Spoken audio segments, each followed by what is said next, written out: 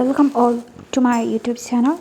Today I would like to share about question answers from the poem I asked my mother to sing. Answer the following questions in a sentence or two. 1. What does the reader learn about the speaker's family from the poem? It's a well-knit family. The father of the speaker is dead. The mother and grandmother used to sing and the father used to play the accordion. The singers now feel the absence of the father. 2. What is the song the speaker's mother and grandmother sing about? They are singing about Peking or the summer palace, the great stone boat, or about the rain on Qingming Lake and the picnickers running away in the grass. 3. Who does the speaker ask to sing? The speaker asks his mother to sing. 4. What would the speaker's father do if he could join in singing? If he could join in singing, the speaker's father would play the accordion and sway like a boat. 5. How does the speaker feel about the subject of mother's and grandmother's song? He loves to hear it sung. He loves to hear about Peking, the summer palace, the great stone boat, or about the rain on Qingming Lake and the picnickers running away in the grass. 6. What happened to the water lilies in the rain? The water lilies filled with rain until they overturned, spilling the water into the water of the lake and then rock back and get filled with more. 7. In what way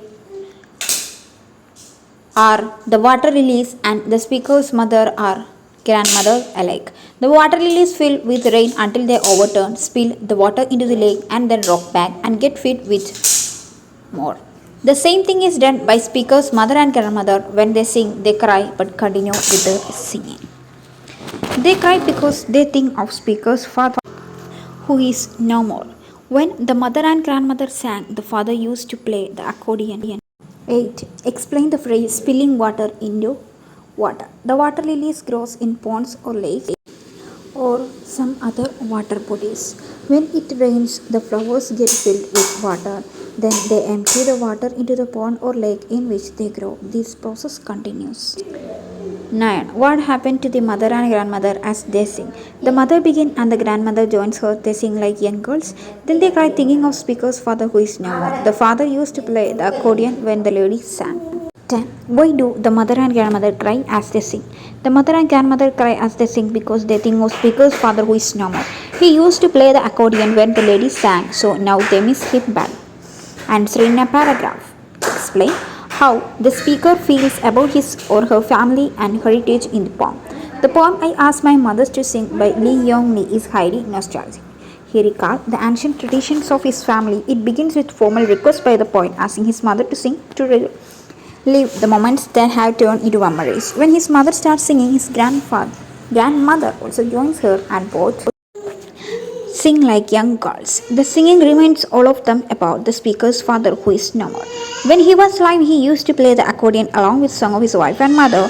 When see the ladies crying as they sing, as they think about speaker's father, it shows what a well-knit and loving family it was. In the modern day, it is difficult to find happy family like the one in the poem when the wife and mother are singing and the man is playing the accordion and keeping in tune and rhythm with the song and the baby listening.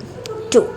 The images of China in I asked my mother to sing. In poem I asked my mother to sing by Lee Yong Lee, we get some images of China. We see Peking, which is the old name of Beijing. We see Summer Palace. It's a vast ensemble of lakes, gardens, and palaces in Beijing. It was an imperial garden in the Qing dynasty. It covers an expanse of 2.9 square kilometers, 3/4 of which is water. Then we see the great stone boat. The stone boat is called the marble boat or the boat of purity and ease. It is lakeside pavilion made from a base of large stone blocks which support a wooden superstructure done in traditional Chinese design. Standing there, one can watch the rain falling on Qingming Lake. When the rain starts falling, the picnickers can be seen running in the grass. The most beautiful sight is to look at the water lilies filled with rain until they overturn, spilling the water into the lake and then rock back and get filled with more rain to continue the process again. Singing as a trope in I asked my mother to sing. Going across the boundaries of time, space, and reality in his famous poem, I asked my mother to sing. Lee creates a lively singing concert which his mother and grandmother are singing and his dead father is playing the accordion. The ladies are singing like young girls. They sing about signs and sounds of China and life and us can visualize things in beautiful way. We can also see the sight and sounds of Peking, the modern Beijing. We see the summer palace. We can stand on great stone boat to watch the rainfall on Qingming Lake and the picnickers running away in grass. Beside is water lilies getting filled with rain until they overturn, spilling the water into lake and then rock back and get filled with more and repeat the process. All these sights are presented to us through singing. The singing becomes a trope, a metaphor in poem. I asked my mother to sing by Ling Yong Ling.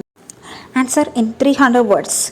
1. Consider, I asked my mother to sing as a poem which deals with diasporic nostalgia. Diaspora comes from Greek word for scattering. It refers to the dispersion of a people from their homeland because of economic and political reasons. Diaspora literature means the works written by the authors who live outside their native land. Li Yong Li is born of Chinese parents who had migrated to USA. The poem I asked my mother to sing by Li Yong Li deals with the diasporic nostalgia as Li wants to hear about the land of his parents and the sights and sound he has not been able to see and hear. In poem, we finally ask his mother to sing. She must singing and Chinese mothers join her in this song. They are so happy to sing the song that they are singing like two young girls. He thinks that if his father were alive, he would play as accordion and say like bored because of joy. Here we see live pictures of happy family that passes its time in most joyful way. Through the song, we are taken for a tour. Uli has missed and is missing many sights and sounds about which he started from his parents. He wants to see them at least through the eyes of his mind and imagination. The song takes him to Peking, which is the old name of modern Beijing. There he can see in his mind many captured sights here also we can see the summer palace. He can stand on great stone boat to watch the rainfall on Qingming Lake and picnickers running away in the grass. The best sight is water lilies getting filled with rain until they overturn, spilling the water into lake and then rock back and get filled with more and repeat the process.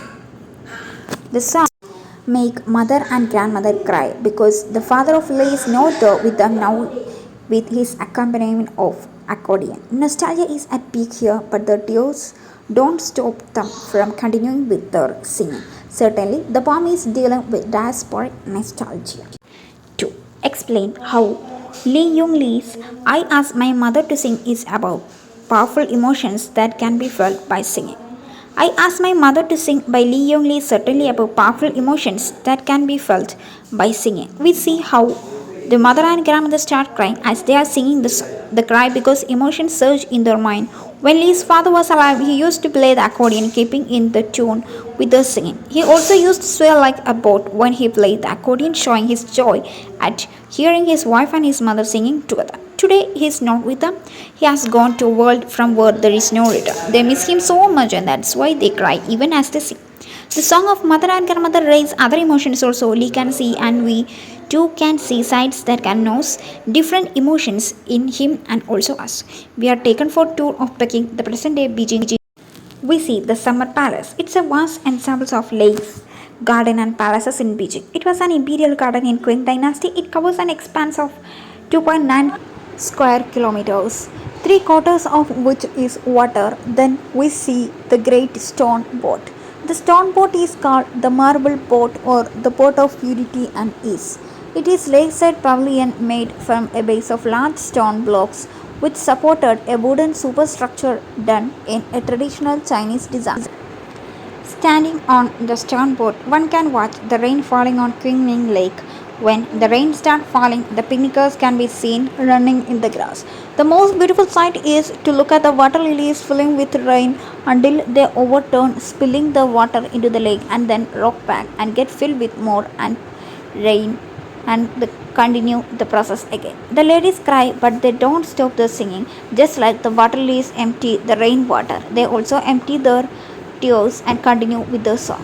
Powerful emotions are roused even in our minds when we see the ladies crying amidst the singing.